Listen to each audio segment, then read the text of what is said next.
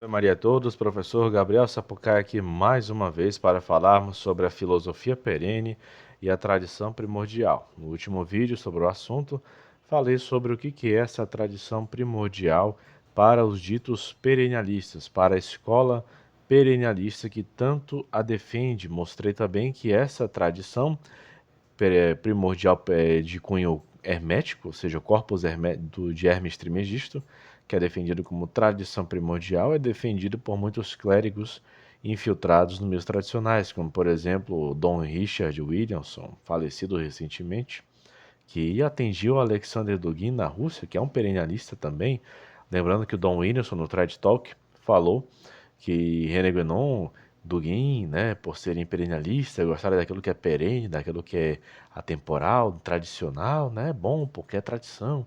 Né? Porém, nós vimos que essa tradição não é a tradição apostólica, não é também a tradição, né, dos patriarcas, não é, por exemplo, a revelação primordial, aquela primeira revelação dada ali para os patriarcas e depois para Moisés no Monte Sinai e, em terceiro, por nosso Senhor Jesus Cristo no Novo Testamento, nessas três etapas da revelação, sendo uma continuidade, desde a primeira até a vinda de nosso Senhor Jesus Cristo, culminando também na tradição oral, né, a tradição apostólica, que é a tradição oral, tá? Então, gente, agora nós vamos falar sobre uma coisa importante. O católico ele tem que saber o que ele quer dizer quando ele diz que defende a tradição. Por quê? Porque nos movimentos tradicionais, quando nós ouvimos falar sobre tradição, se fala, por exemplo, em vestes litúrgicas, se fala, por exemplo, em formas da missa, se fala, por exemplo, em latim, canto gregoriano, se fala em oração em latim, se fala em rosário, história de santo, né? Todas essas coisas. Até mesmo música regional, modo de se vestir. Isso é que o católico médio pensa ser tradição. É tradição? Não é. Não é tradição? Faz parte dela. Porém, não é a essência. São apenas os acidentes, aquilo que vem como consequência por seguir a fé católica. Por exemplo, modéstia. Isso aí não é nem tanta questão de tradição, é simplesmente obedecer ao sexto mandamento, não pecar contra a castidade, que inclui também não induzir os outros ao pecado contra a castidade. Quando nós vemos, por exemplo, em relação à missa, se diz respeito ao terceiro mandamento. A missa deve ser, né, máximo reverente a nosso Jesus Cristo, a missa em silêncio, com respeito. Não necessariamente isso aí é defender a tradição, isso aí é cumprir o mandamento de Deus, certo? Combater as heresias, cumprir o primeiro mandamento de Deus. Então, vamos lá. Tradição. O que é, enfim, a tradição? A tradição é um termo que pode ter duplo sentido, dependendo de quem está falando sobre, ouvindo sobre. Por exemplo, se você falar para qualquer brasileiro médio, a palavra tradição, eles vão entender o quê? Aquilo que um determinado povo faz culturalmente há muitos anos. Na tradição ali regional. Ah, por exemplo, aqui em Belém do Pará, é tradição que todo outubro tenha o Círio de Nazaré, em todo canto vai ter tacacá, vatapá, maniçoba, né, coxinha de unha de caranguejo, tá? Isso aí é tradição aqui no Pará. Sempre quando chega mês de outubro, parece que não existe mais outro tipo de comida a não ser tacacá, vatapá, caruru, maniçoba, tá? E é muito bom, obviamente é muito bom, uma das melhores épocas, né, do ano aqui, tá? Agora, por exemplo, quando a gente chega e fala de tradição em sentido filosófico ocidental, nós vamos remontar o quê? Desde os gregos. Quando nós falamos, por exemplo, de tradição de cunho oriental, aí já é outra coisa. Aí já tem, por exemplo, a magia, tem, por exemplo, a tirania, tem, por exemplo, os sortilégios, tem os esoterismos, tem, que mais? Né? Tem astrologia, né? Todas essas, tem a matemática, por exemplo, tá? Todas essas coisas. Agora, quando nós falamos de igreja, quando nós falamos de cristianismo, quando nós falamos aqui, nós, movimento tradicional católico, tradição é tradição apostólica, certo? Tradição apostólica, que é a concretização tanto daquilo que foi revelado pelos primeiros patriarcas, santos patriarcas, que foi pregado pelos profetas, né, que foi revelado por Moisés também no Monte Sinai, que também foi revelado por nosso Senhor Jesus Cristo, transmitido pelos apóstolos, e que tomou também forma escrita, a Sagrada Escritura e outras coisas de forma oral. Como nós podemos saber, por exemplo, que algo é doutrina católica, ensino da igreja via tradição oral? Quando nós vemos que um mesmo ensinamento existe, né, uma mesma doutrina, uma mesma crença existe desde a era apostólica até os tempos de hoje. Quando nós vemos uma ruptura com aquilo que sempre foi ensinado, já não é mais parte da tradição. É heresia, é moderna inovação. Coisas que não são católicas. Quando nós vemos, por exemplo, o Concílio Vaticano II, uma ruptura não só com a tradição, mas até mesmo, né, contra a Sagrada Escritura e tudo mais. É uma ruptura. O Concílio Vaticano II ele é um texto híbrido. Ele mescla todas as coisas. O nome disso é heresia. Tá? Agora, a tradição, por exemplo, tá, que sempre tenta confrontar a tradição apostólica, é a tal da tradição da Cabala, que é aqui desde a Babilônia, desde que ela foi passada oralmente entre muitos rabinos que cultuavam, por exemplo, a estrela de 6 pontas, que era o símbolo de Mamon, segundo o profeta Jeremias, segundo o profeta Jeremias, tá?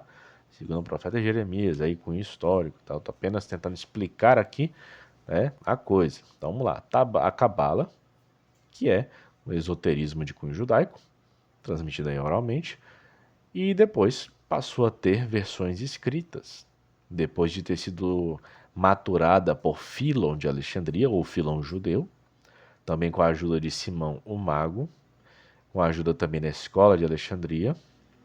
Ela tomou, por exemplo, uma forma escrita pelo Zohar, pelo Merkabah, pelo Ecalote. Tomou, por exemplo, forma escrita principalmente pelo Talmud, tá? O Talmud dos judeus. Ela, por exemplo, tomou uma forma militar através do Alcorão, através do islamismo. Para quem não sabe, o islamismo é uma criação, tá, judaica. O islamismo é uma criação judaica, é um vetor político e guerreiro para destruir a cristandade. Isso aí tem um estudo do padre Gabriel Terry, tá, sobre isso, sobre a origem do Alcorão e do Islã. Tem até um vídeo sobre isso aqui no canal, você veja lá. Tá? É o vetor de guerra contra nós. Você pode até ficar se pensando, mas Gabriel, por que hoje em dia eles brigam entre si? É porque hoje em dia tem esses conflitos aí já são, sabe, Guerra Fria e etc. Já perdeu o sentido da coisa. Tá? Mas originalmente o Islã foi criação, tá, de rabino. Foi criação de rabino para justamente a atacar a cristandade. E conseguiu, né? Então não à toa conquistaram a Espanha aí por 7 séculos, tá? A Espanha aí que ficou tomada pelo islamismo e pelo judaísmo durante muito tempo, e depois ficou cheia de marranos. Tanto é que a Santa Inquisição teve um trabalho enorme, né, para a investigação dos marranos. Para quem não sabe, marrano é a mesma coisa que cripto-judeu, eram todos aqueles que tinham ascendência judaica, tá? Externamente professavam a fé católica, né, se batizavam, porém continuavam com suas práticas judaicas em privado, em suas casas, certo? Exemplo de família marrana, a família arrumada de Santa Teresa de Ávila, eram marranos. A Santa Teresa, inclusive, também era marrana. As 7 moradas do castelo interior são, por exemplo, uma expressão esotérica, né, do ensinamento místico do Merkabah e do Ecalote, judaico e islâmico, né, do sufismo também. Okay? É uma expressão do Zohar, da mística do Zohar. O beijo de Deus na 7ª morada é uma expressão também, né, do Zohar, do sufismo. Mesma coisa, por exemplo, né, o Juan de Yepes, São João da Cruz, também era marrano. a noite escura da alma, e também a questão de ele falar, né, de Deus, né, ser pura treva, de você buscar a Deus nas trevas, né, através do nada, que é o não ser, tudo isso também vem de tradição do esoterismo judaico-islâmico. Tudo isso daí vem. Não à toa que, por exemplo, os perennialistas, quando querem pregar sobre a tradição primordial do corpus hermético, eles gostam de utilizar como vetor de subversão São João da Cruz e Santa Teresa de Ávila. Muito sabiamente eles fazem isso, porque existe algo em comum. Existe algo que os une, que é a espiritualidade de ambos. Ok? Então, gente, a tradição primordial, que nós estamos falando aqui da filosofia perene, é do corpus hermético, é um hermetismo. É uma mistura entre cabala, tá? Não vou falar aqui sufismo, porque seria redundância. Seria redundância, haja vista que o islamismo é uma criação judaica, tá? Seria uma redundância aqui. Então vamos falar aí que corpus hermético é cabala, mais o neoplatonismo, tá? O neoplatonismo que também tem suas influências judaicas, tá? Não à toa que na Síria, onde existia, né, onde os neoplatônicos se refugiaram, foi o mesmo lugar onde os rabinos, quando o Império Romano foi e massacrou Jerusalém, também se refugiaram na Síria. Depois veio o neoplatonismo. Já falamos aqui do pseudo Dionísio Areopagita, né, que veio dessa união sinistra aí entre Proclodiceu, Jâmblico, Cabala e magia egípcia, tá? Então, quando eles falam de tradição primordial, os perennialistas, é aquilo que há de comum entre todas as confissões religiosas, tá? Por que confissões religiosas? Por conta do René Guénon. René Guénon, quando ele vai fazer a distinção entre exoterismo e esoterismo, que é uma terminologia inaugurada, inventada pelo Pitágoras, filósofo Pitágoras, para explicar como é que funcionava a estrutura da sociedade secreta dele, da academia dele. Existia uma ala exotérica, uma área externa, onde seria ensinado coisas para os simples, coisas mais simples de aprender. E existia a ala esotérica, que era uma ala interna, uma cúpula superior, onde só existiam os pitagóricos de elite, onde o conhecimento mais profundo era passado para eles. Sob sigilo de segredo, alguns rituais, como por exemplo orgias entre os homens, tá? E etc.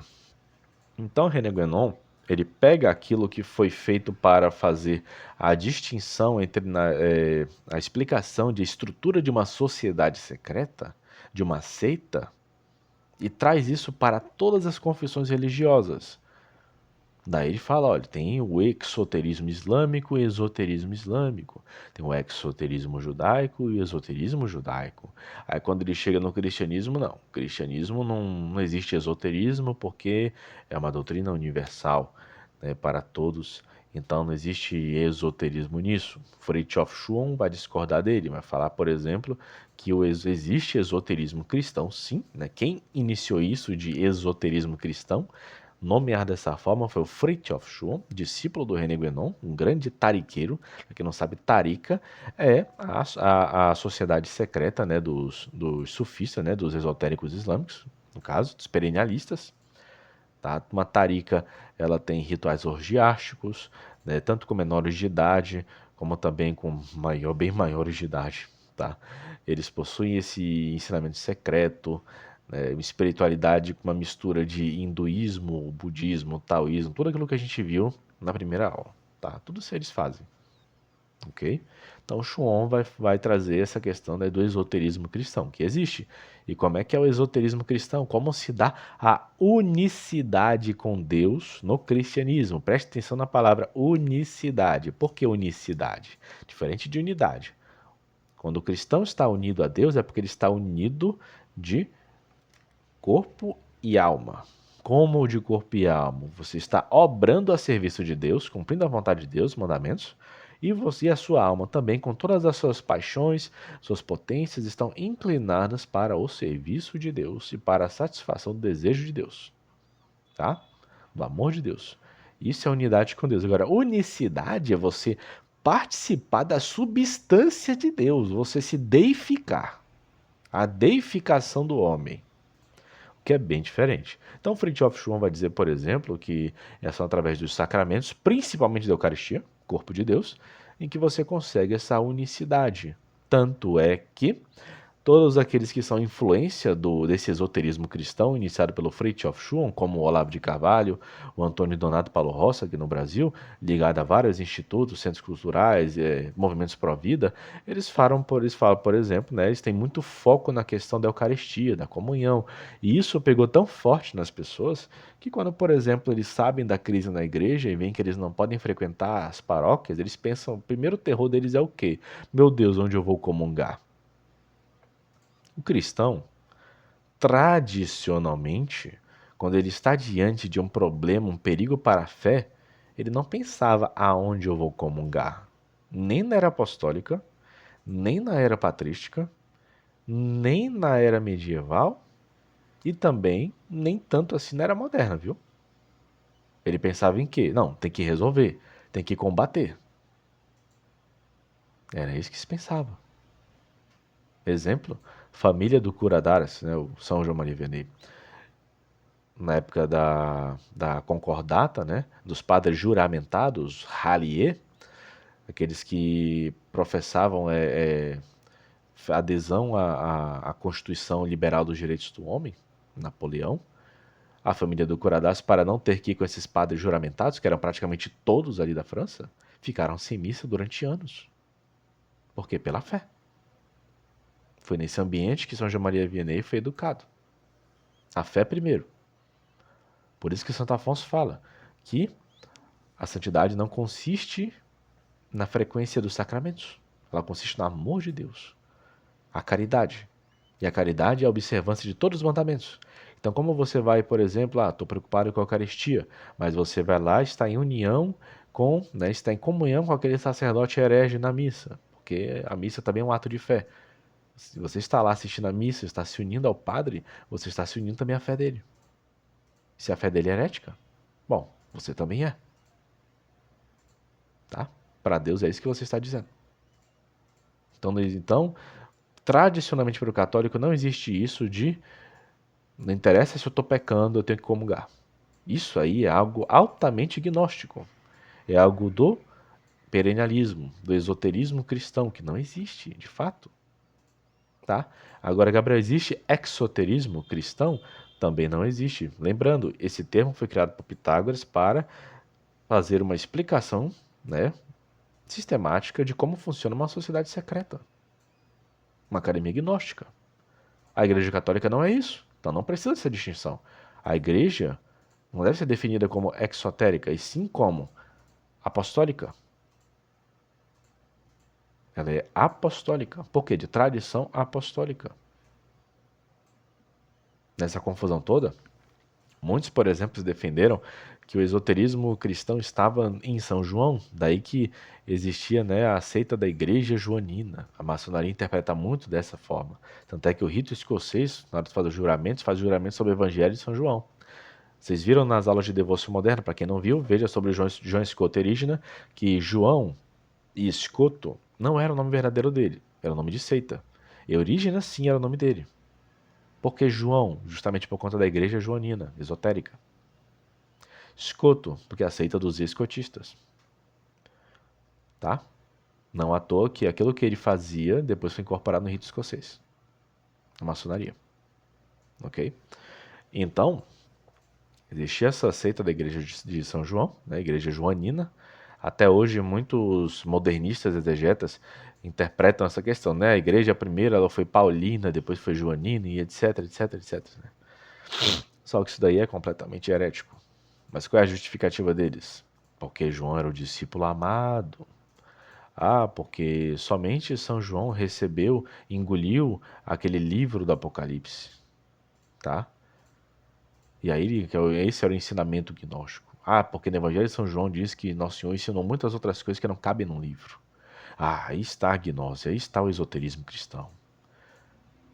Mas, dizem alguns também, isso acabou porque ele escreveu Apocalipse, o que é ridículo, tá? O que é ridículo. Não existe esoterismo cristão. Não existe. Tá?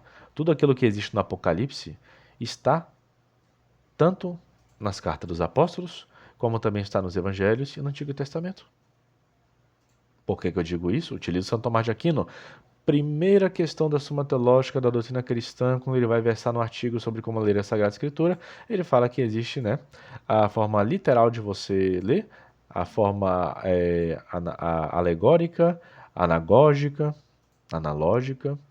E qual é a anagógica, por exemplo? É quando você, né, percebe, né, interpreta, por exemplo, as últimas coisas que irão acontecer, como no livro do Apocalipse. Você interpreta através das figuras daquilo que está figurado no Antigo e no Novo Testamento. Tá? Então, estava já revelado, sim, de forma mais implícita. No Apocalipse veio de forma mais explícita, só que ainda com muitas figuras de linguagem, com muitas metáforas, com muitas analogias. Tá? Então não existe esoterismo cristão. Nem nunca existiu. Outras pessoas utilizam, por exemplo, o argumento do arrebatamento, né, do arroubo, do rapto de São Paulo, subir até o terceiro céu. Olha, ele viu a essência de Deus e não consegue descrevê-la. Aí está o esoterismo cristão. Outra patacoada também. Por quê? Em São Tomás de Aquino nós vemos que a essência de Deus é o seu ser. O seu ser é a sua essência. Deus é puramente simples. Não há composição nele. Ah, mas quem viu a essência divina? Vem cá, você precisa ver a essência divina para saber que é Deus? Não, mas eu não vi. Obviamente que você não viu. E provavelmente não vai ver em vida. Mas certamente, se observar os mandamentos e for santo, quando você morrer e ir para o céu, você vai ver. Então não é um segredo. Não é uma coisa que poucas pessoas sabem. Todo mundo sabe que existe a essência de Deus.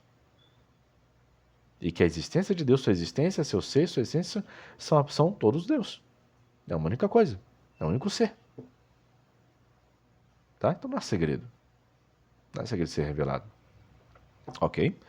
Então, quando o católico tradicionalista fala que defende a tradição, ele precisa perceber que não se trata de coisas externas, não se trata de coisas acidentais. Por quê?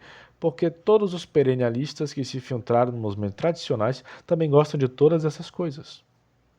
Hoje em dia existe uma tendência, por exemplo, entre as subversões de fazer com que as pessoas vão para os ritos orientais para não ter que virar sede vacantista, por exemplo. Ah, porque teve escândalo na Fraternidade São Pio X, na Resistência, para onde é que eu vou? Ah, vou para o rito copta ali. Então, aí já está tudo resolvido. Nada a ver. É tudo para afastar do serivacantismo, isso daí. Que eles fazem. Tá? Então, tradição apostólica. Não tem nada a ver com você essencialmente ter amor pelas coisas antigas. Isso os perennialistas também têm. É aí que eles operam. Tá? A tradição apostólica ela está ligada às três revelações. A primeira revelação dos patriarcas, a segunda, a Moisés, a Monte Sinai, e a terceira, revelada por nosso Senhor Jesus Cristo, transmitida pelos apóstolos. Certo? Daí você tem que identificar aquilo que sempre foi transmitido. Ok? Então, agora pegando aqui num dos cadernos de Barruel, Jean Vacquier vai falar que a tradição, tal como comumente compreendida, passa a apresentar uma dupla característica. Um conteúdo conceitual absolutamente indiferente e variado, tão rico em erros quanto em verdades. Lembra que eu falei do hibridismo, Vaticano II, do modernismo, as heresias. Segundo, uma presunção favorável de experiência acumulada, equilíbrio, sabedoria e prudência. Aí está a tradição apostólica. Lembrando, uma presunção favorável de experiência acumulada, equilíbrio, sabedoria e prudência. Ele vai dar um exemplo aqui. O professor de literatura, por exemplo, poderá afirmar: o romantismo rompeu com a tradição clássica. Entretanto, algumas páginas depois poderá acrescentar: o drama de Hernani, obra eminentemente romântica, pertence por tradição ao repertório da comédia francesa. Assim, clássicos e românticos que outrora eram inimigos serão ambos englobados sob a mesma tradição. Tá? Quando a gente fala, por exemplo, né, eu posso utilizar neoplatonismo ou Platão para fazer interpretação das Sagradas Escrituras, porque lá na era patrística, o Clemente de Alexandria incorporou coisas neoplatônicas e Orígenes também. Ah, sim, agora vamos lá. Isso é um conteúdo conceitual absolutamente indiferente e variado, tanto rico em erros e verdade, ou é uma presunção favorável de experiência acumulada, equilíbrio, sabedoria e prudência? Quem é, quem é que foi adotado como filósofo que pode servir melhor à teologia? Não foi Aristóteles? Sim. Neoplatonismo não é nem de Platão. Não é nem de Platão. E a primeira vez que tentaram fazer uma interpretação da Sagrada Escritura, especialmente Gênesis, à luz de Platão, foi Fílon de Alexandria. Fílon, o judeu, o pré-cabalista. Tá? Aquele que foi o grande vetor da cabala no Ocidente. Muito cuidado. Outro conferencista, vai continuar o Jean Vacquier. Após mencionar a tradição monárquica de Vandéia, lembrará poucos instantes depois a tradição revolucionária dos subúrbios de Paris, empregando a mesma palavra para descrever orientações totalmente opostas, mas que compartilham o fato de terem sido herdadas do passado. E de fato, ele terá boas razões para se expressar assim, pois desde que seja transmitida pelas gerações anteriores, até mesmo a revolução torna-se tradicional, no sentido etimológico. Viu o que eu falei? Então, muito cuidado por falar que tradição é aquilo que é antigo, porque o Concílio Vaticano II já aconteceu nos anos 60. Muitos da minha idade, ou seja, que tem, já está chegando, já está 29 anos, beirando aos 30 já, vão perceber que daqui a pouco vai fazer um século de Vaticano II. Fez um século? Não é tradição? Entenderam? Não é só aquilo que é antigo. Para os nossos filhos, netos, Vaticano II já é algo antigo. Então, muito cuidado para falar que tradição é aquilo que é antigo na igreja. Porque o Concílio Vaticano II já está se tornando aí, né? Muito cuidado, tá?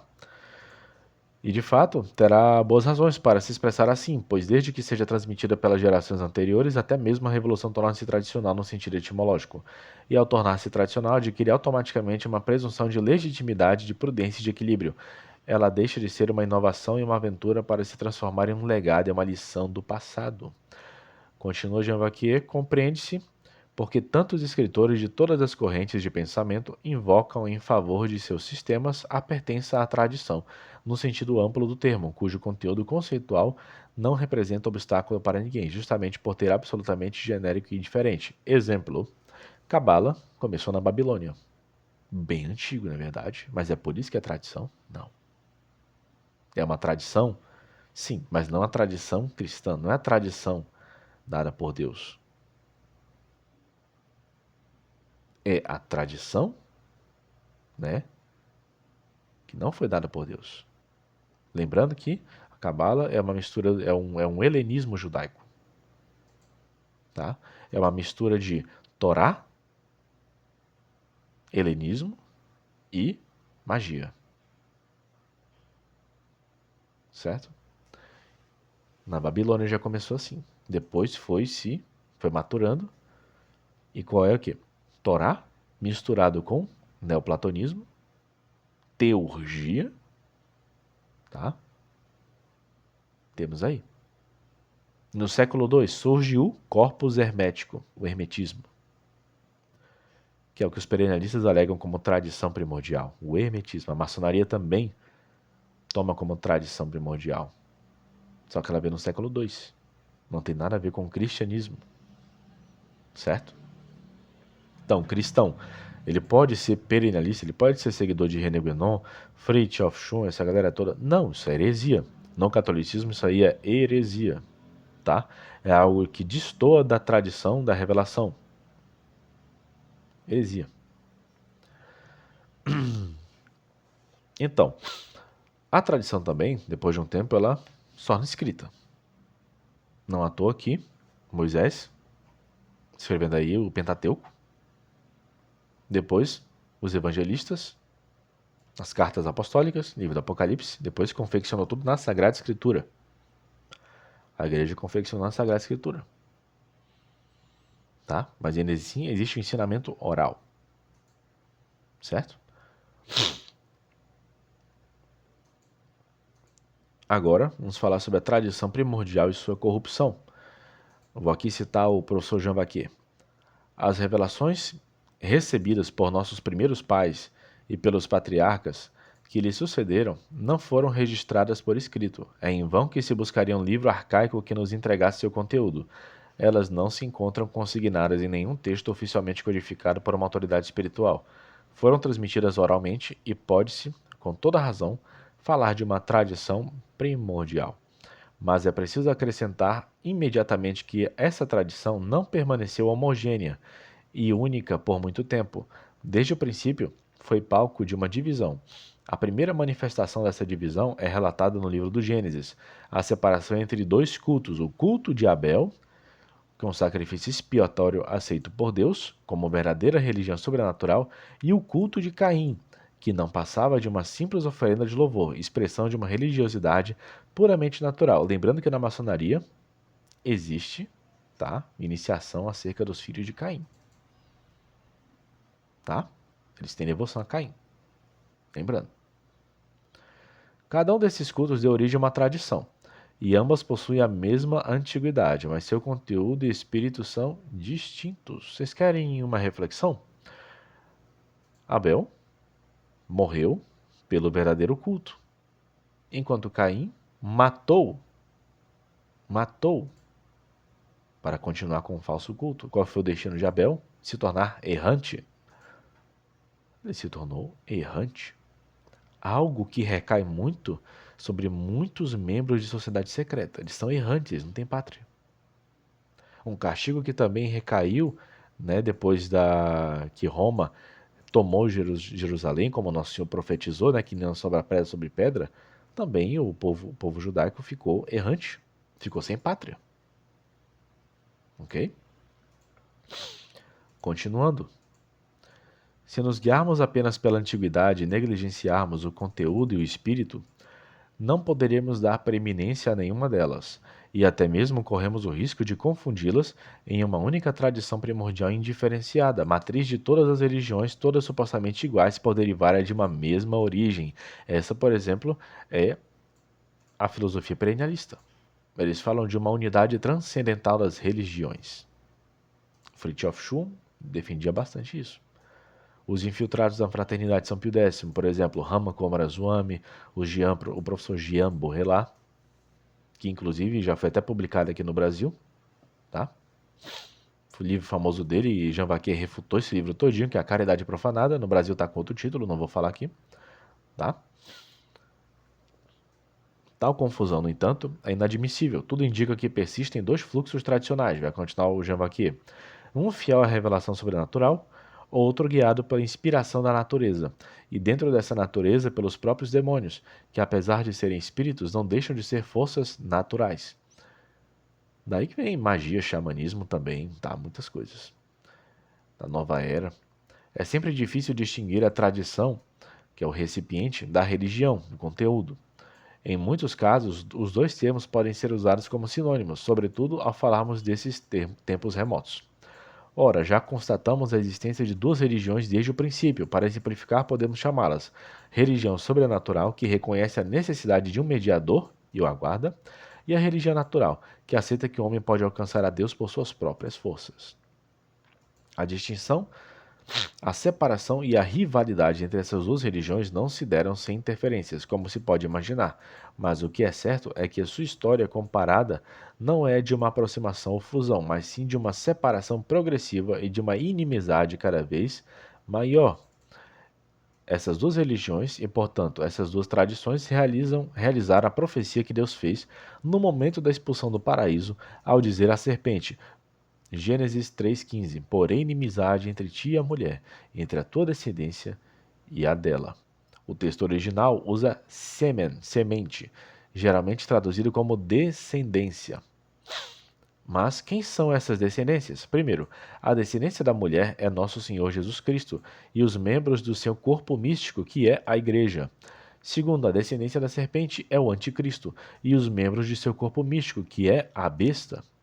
A história do mundo é a história do combate entre essas duas descendências, esses dois corpos místicos. Então, por exemplo, o corpo místico de Cristo somos nós, a Igreja Católica, tradição apostólica, verdadeira tradição primordial. Já o corpo da besta é tudo aquilo que se diz tradicional, mas que destoa. É esse hibridismo, essa mistura de coisas, são as heresias, tá? São as falsas religiões, tá? Tudo isso é o corpo da besta. Tudo isso daí serve, é maquinário do anticristo. E eles sempre tentam se infiltrar, justamente para corromper o catolicismo de dentro, fazendo com que as pessoas pensem estar servindo a fé católica, mas que na verdade estão servindo a outra coisa. No caso, o perennialismo, que trouxe a questão do esoterismo cristão, tá? Engraçado, inclusive, que na mesma época em que o Schwann falava sobre esoterismo cristão, tá, muitos neotomistas começaram a também pregar um esoterismo cristão e viram como vetor para isso o castelo interior de Santa Teresa d'Ávila e a noite escura de São João da Cruz. Vou dar um exemplo. O Padre Ari Inteiro, no seu livro Evolução Mística, ele fala de esoterismo cristão. Tá? O padre Garrigou Lagrange, por exemplo, com suas teses sobre Santa Teresa d'Ávila, deu margem para o Miguel Azim Palacios falar da influência sufi nos textos do Castelo Interior. Dentre outros também neotomistas aí, que tentaram popularizar, né, o misticismo ali advindo do Carmelo Descalço, que foi muito reprovado pela Inquisição, diga-se por sinal.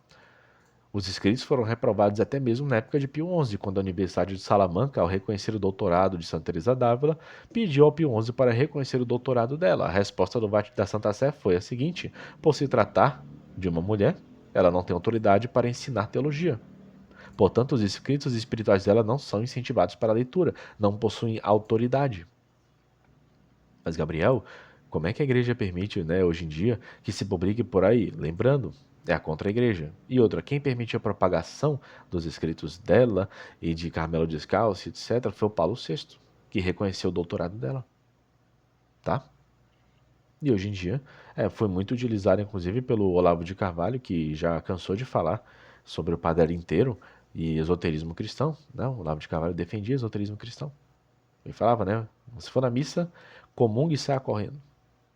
Esse é o sentido dessa frase dele, tá?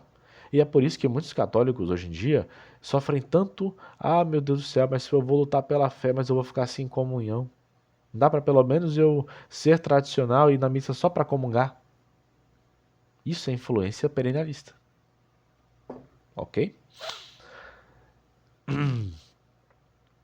Então, gente, foi mais um vídeo, tá? O assunto é denso, então vou estar botando eles assim no máximo até uns 40 minutos, tá?